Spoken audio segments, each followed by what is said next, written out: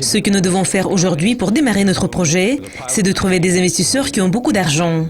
Nous pouvons le faire et cela va sauver le monde.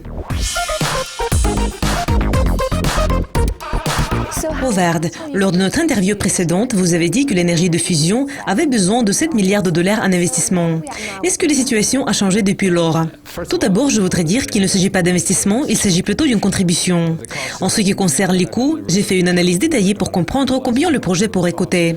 Et actuellement, je pense que le projet coûtera environ 3 milliards de dollars. Après avoir tout analysé, j'ai reçu le chiffre de 2,7 milliards de dollars. Et il faut y ajouter de 10 à 20% au cas où le projet coûte un peu plus cher que prévu.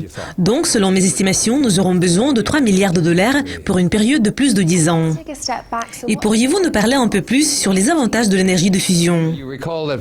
Vous savez que l'énergie de fusion est en général une forme de production d'électricité très propre, sûre et illimitée.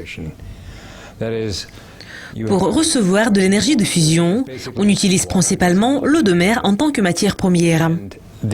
Et il en faut un tout petit peu. Donc, il n'y a pas de risque d'explosion, il n'y a pas d'intérêt politique parce qu'on peut trouver de l'eau un peu partout, et il n'y a pas de déchets radioactifs, ou il y en a un tout petit peu. Donc, c'est formidable pour de nombreuses raisons.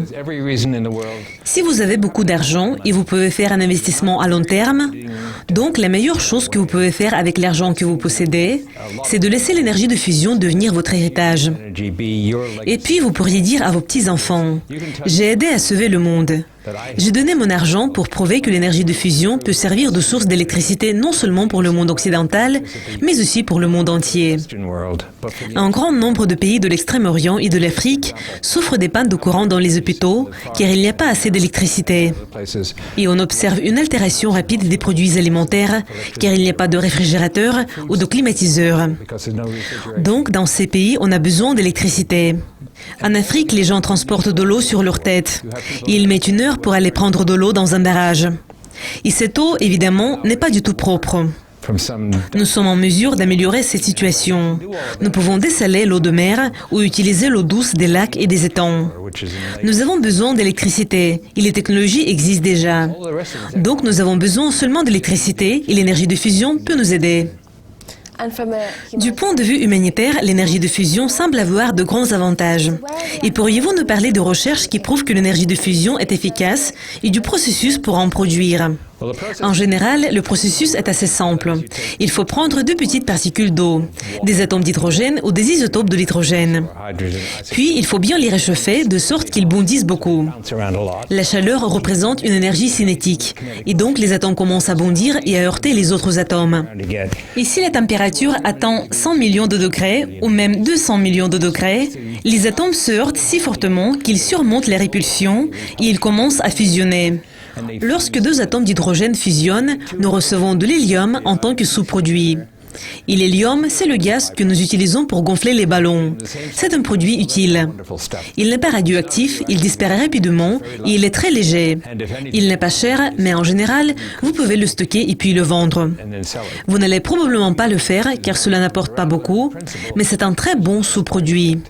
Il n'y a pas de déchets nucléaires, pas de pollution de l'air, et vous n'avez pas besoin d'acheter des matières premières. C'est fabuleux.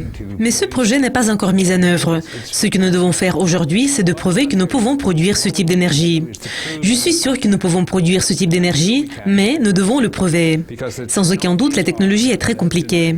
Mais nous travaillons dans ce domaine depuis 30-40 ans, et nous savons produire de l'énergie de fusion.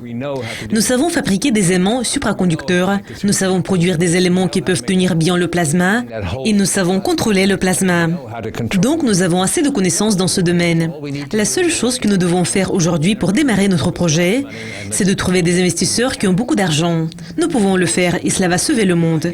Et moi, j'ai un grand désir de faire progresser ce projet. Et est-ce que nous nous approchons déjà de notre cible ? Si quelqu'un vient me voir aujourd'hui et me dit qu'il voudrait investir une somme importante dans le projet pour 10 prochaines années, je vais terminer le projet dans 8 ans. Nous sommes en mesure de le faire si nous commençons demain.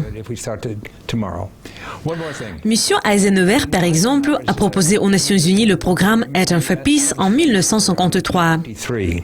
En 1957, une société américaine a décidé de construire une centrale nucléaire. La technologie a été basée sur la fission nucléaire. Aujourd'hui, cette technologie est déjà obsolète. 2 ans et demi plus tard, la centrale a été mise en service. À cette époque-là, il n'y avait pas d'ordinateur. Les savants n'avaient que des règles à calcul et des crayons.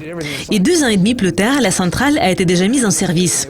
Et elle a produit de l'électricité pendant 20 ans. Aujourd'hui, nous devons faire la même chose. Nous devons le faire très vite.